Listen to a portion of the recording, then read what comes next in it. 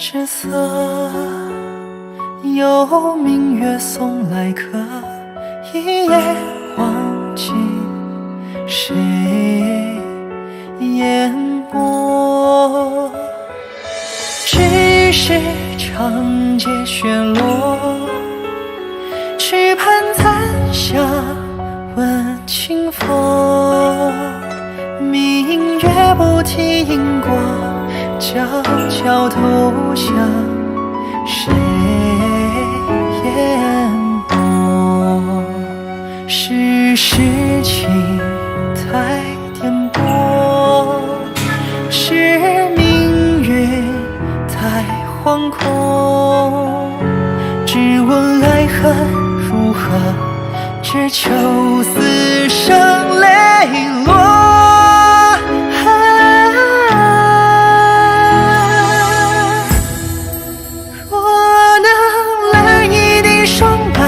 飘摇落向他袖侧，点星河作灯盏，前尘如梦才固锁。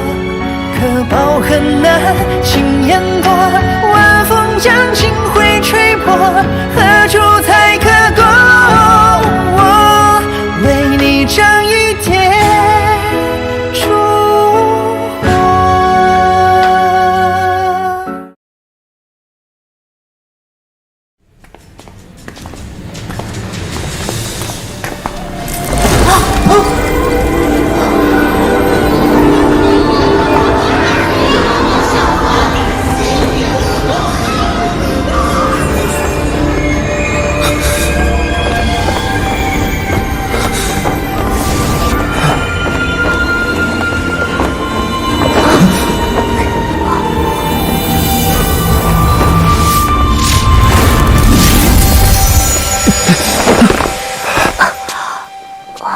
小师弟，我没事。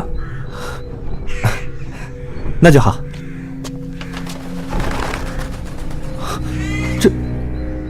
这是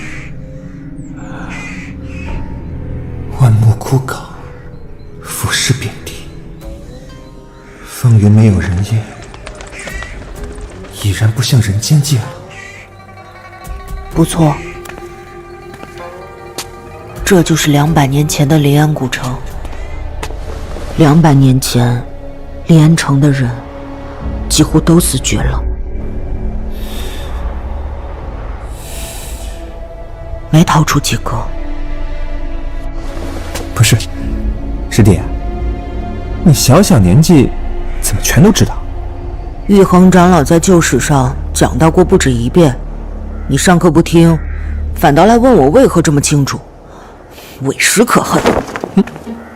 哎，我上我师尊的课走神，他都还没骂我，你骂我做什么？哎，算了算了，不跟小孩子一般见识。哎，等等我呀，师弟！来，慢点，不急，都有。来，下一位。我来这边。一点吧。谢谢啊。这还有。领完粥的人到楚公子这里领取符纸啊。慢点。好，谢谢啊，楚公子大好人啊！多谢楚公子，多亏了楚公子。楚公子，哼，看来我们运气不错，这就能瞧见传闻中的楚。给，谢谢楚公子。下一位。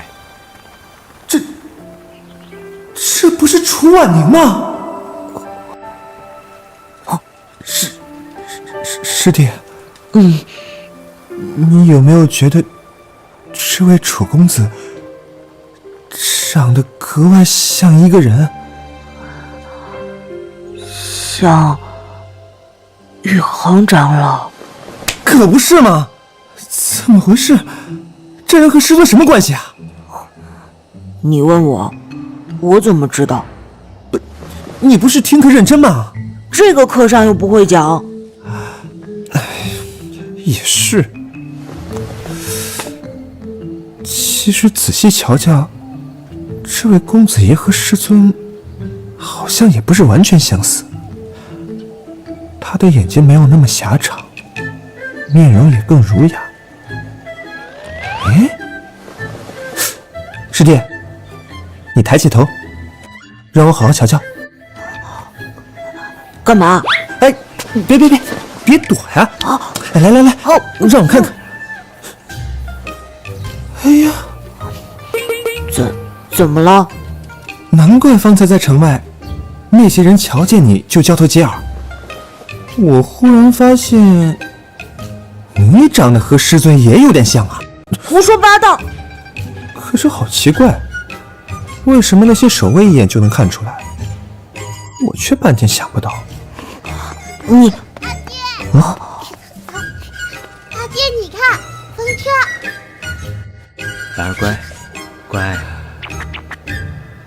师弟，你看楚公子的儿子，俨然就是缩小了一圈的你。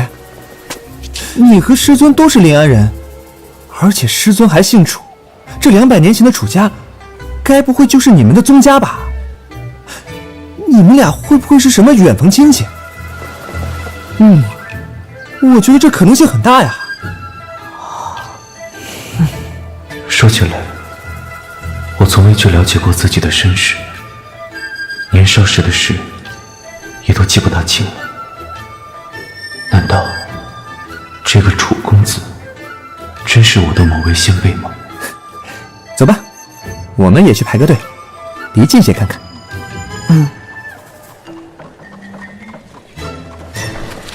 给。好，多谢楚公子。劳烦，下一位。异乡人，初来此地。是啊，是。在下楚寻，敢问阁下贵姓？我姓默然。莫公子是从何处来临安的？远得很，在蜀州。确实好远。这位是？我叫夏思逆。这是我弟弟，只不过我这弟弟长得不像我，像你。原来是客，何况如今民不聊生，这2张符，还请2位收下。若是没有别的安排，不如在城内多住2日。多谢。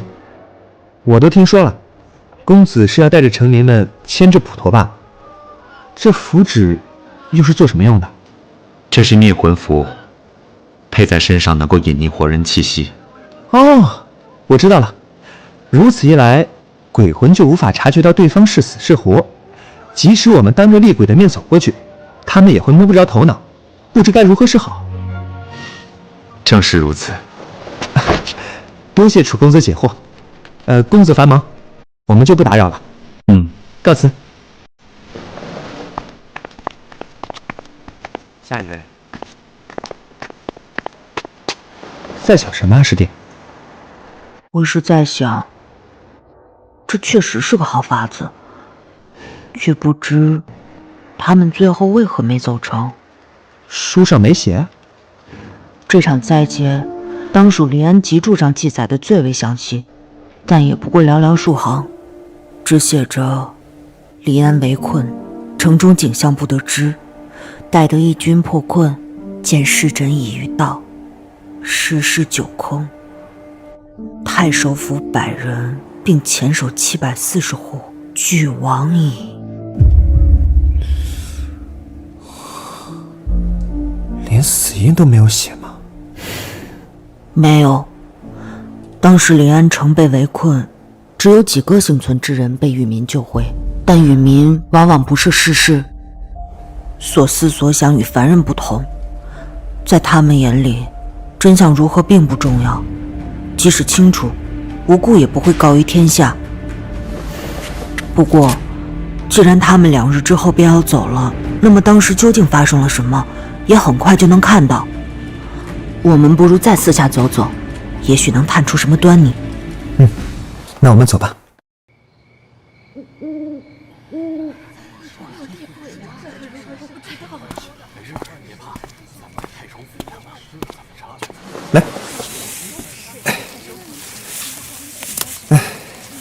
我们今晚就在走廊上铺些稻草，凑合一夜吧。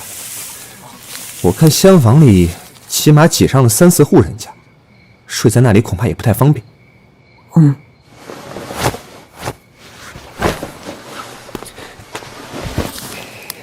委屈你了，小师弟。没什么，挺好的。哎呀，哎，师弟，你看，那些鸟人造梦的本事还真是不错，居然能细化到连拱顶上的木纹都这么清晰。雨民毕竟是半仙之躯，法力虽未登峰造极，但总有些凡人不能及的本事。也是。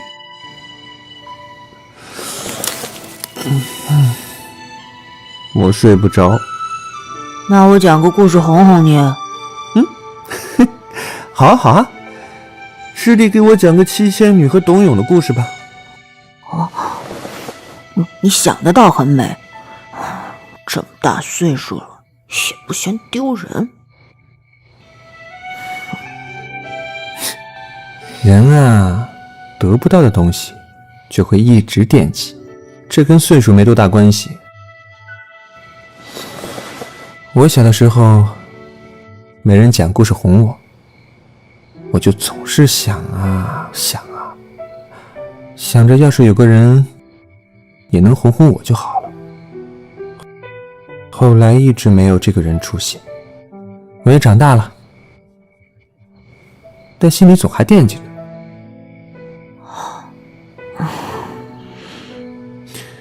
你小时候也没人给你讲故事吧？所以其实你也不知道七仙女和董永的故事该怎么讲，对不对？这种靡靡之词有什么好说的？不会就是不会嘛，别说是什么靡靡之词的。你这样长大之后肯定也得跟我师尊一样，成为一个特别无趣的人，谁都不爱搭理你。不搭理就不搭理，是。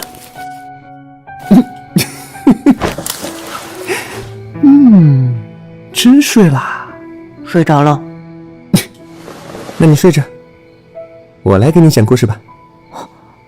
你会讲故事？对啊，就跟你会说梦话一样。你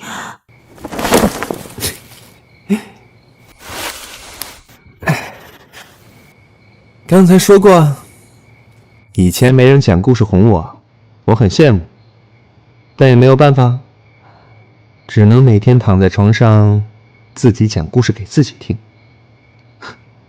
所以我要跟你说的这个故事是我自己编的，也是我最喜欢的。我给它起了个名字，叫做牛吃草。很久很久以前，有一个小孩子。不是牛吃草吗？怎么是小孩子？你先听我说完啊。从前有一个小孩子，很穷，他没有爹娘，在一个地主家里做童工，要洗碗、洗衣裳、擦地，还要出去放牛。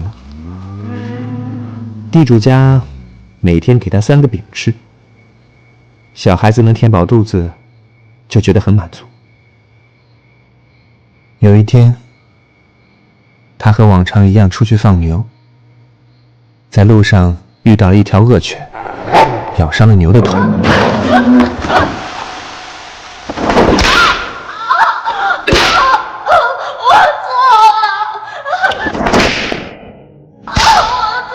那你去把那只狗弄死，不然就别想吃饼了，饿死你！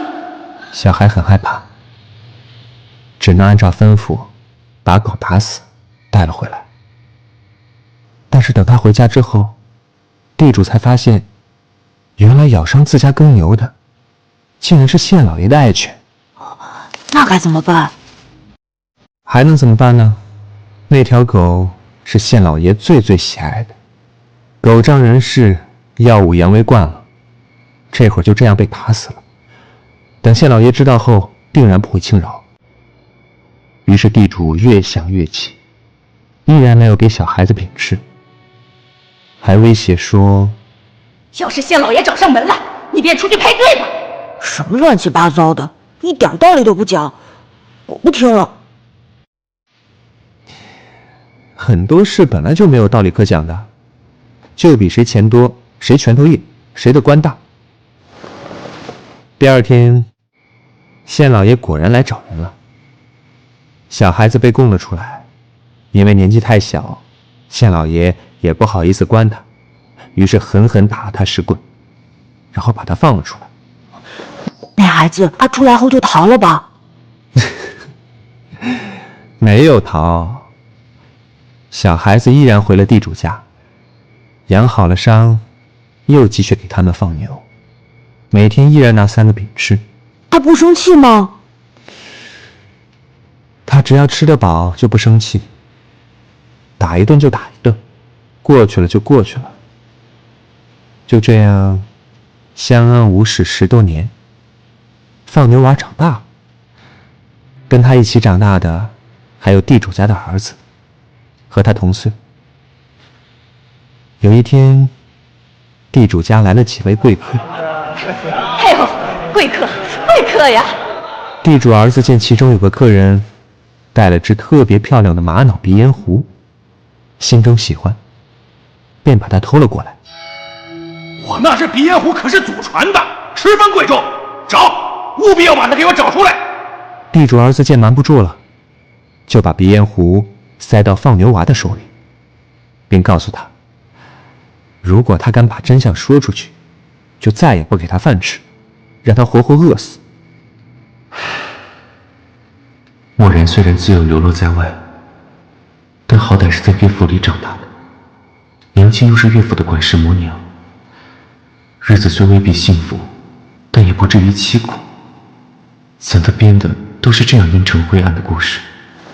鼻烟壶很快就被找到了，那个放牛娃为了吃饭，也只能硬着头皮招认，而等着他的，自然又是一顿暴打。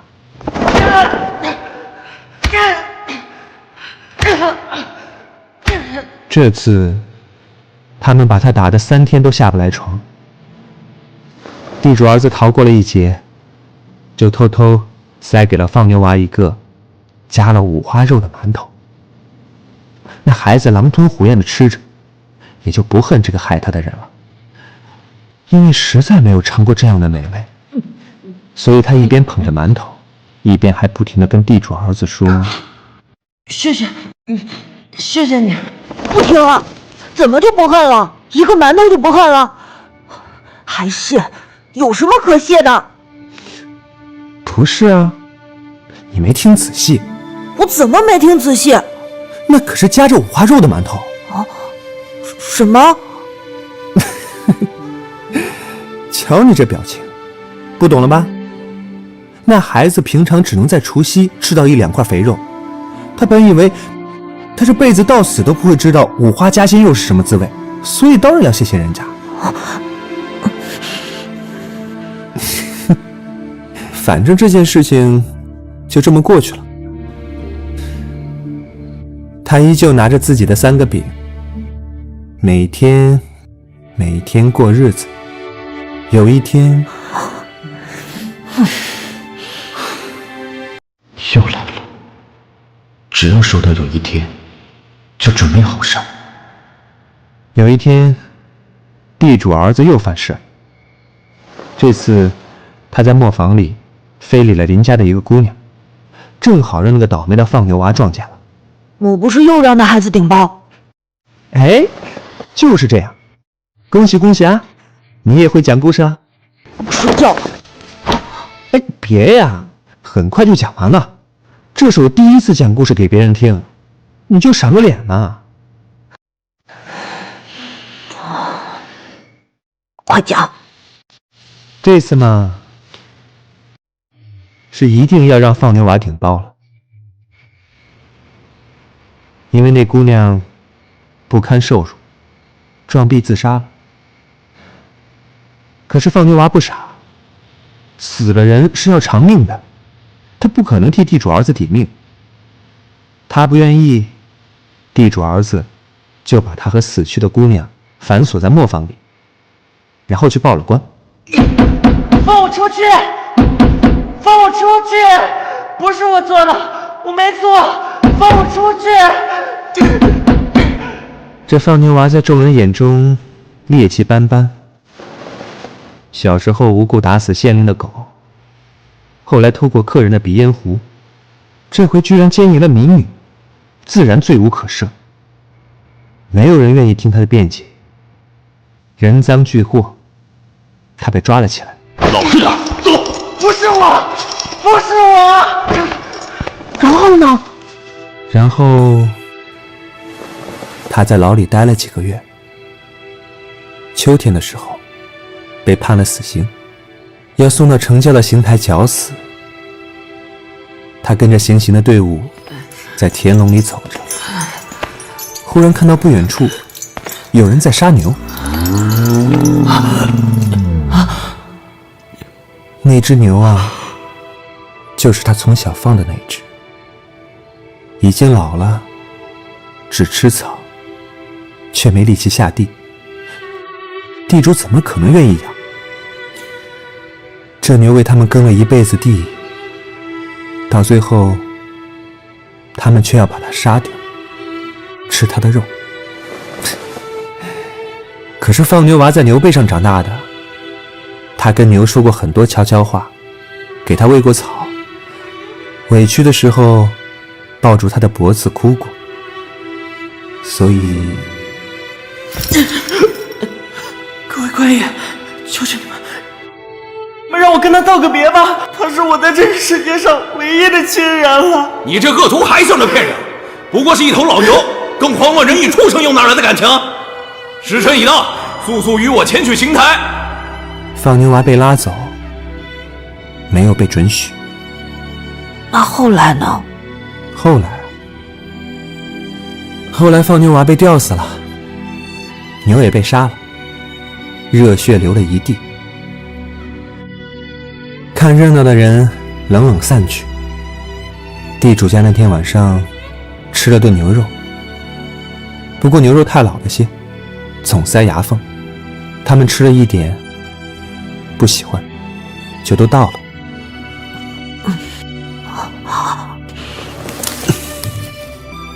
讲完了，好听吗？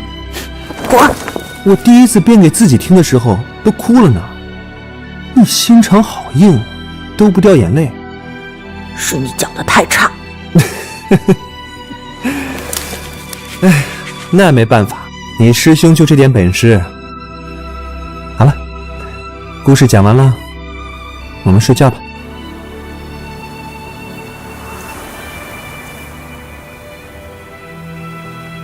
木然，叫师兄。为什么要叫牛吃草？因为人和牛一样，都要吃东西。为了吃东西，就要做很多事。要是有一天做不动了，也就没人稀罕你活着了。木然，哎呀，不懂事，叫师兄。真的有这个孩子吗？没有的。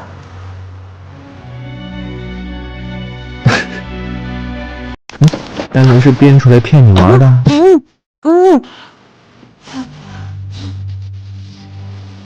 乖，乖。我。